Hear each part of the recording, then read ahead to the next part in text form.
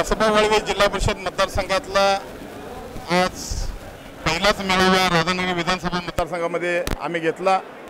आदरणीय ए.वाय. पाटील साहेबांच्या वरचं प्रेम आणि आदरणीय ए.वाय. पाटील साहेबांना मानणारा वर्ग किती मोठा आहे हे या मेळाव्याच्या निमित्तानं दिसून आलं।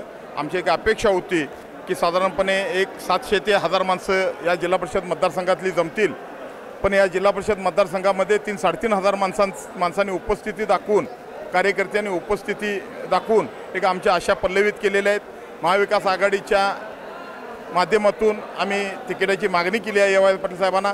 निश्चितपणानं महाविकास आघाडीचे नेते मंडळी या सगळ्याची नोंद घेऊन आणि ए.वाय. पाटील साहेबांचं काम बघून, ए.वाय. पाटील साहेबांचा जनसंपर्क बघून ए.वाय. पाटील साहेबांनाच महाविकास आघाडीची उमेदवारी मिळेल अशी आशा आहे।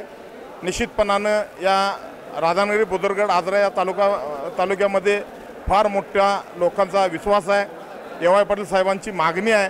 निश्चितपणानं ए.वाय. पाटील साहेबांचं कार्य आणि संपर्क जर बघितला तर उद्याची विधानसभा निश्चितपणानं ए.वाय. साहेब यशस्वीपणानं पार पाडतील आणि या तालुक्याचा नवीन आमदार म्हणून ए.वाय.